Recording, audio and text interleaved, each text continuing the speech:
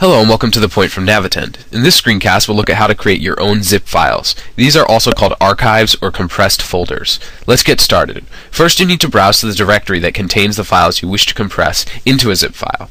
So I'm going to open up a directory that I created in my Documents folder named Miscellaneous. You can see these 4 files here. I want to compress these into one zip file. The first step is to select the files you want to compress. In my case, I want to select all of them, so I'll just press Ctrl-A on my keyboard. And then the second step is to right-click one of the selected files and choose Send To, and then choose Compressed Zipped Folder. It'll start compressing your files, and when it's finished, you'll be able to type in the name of the compressed directory. So compressed files, and then just hit enter.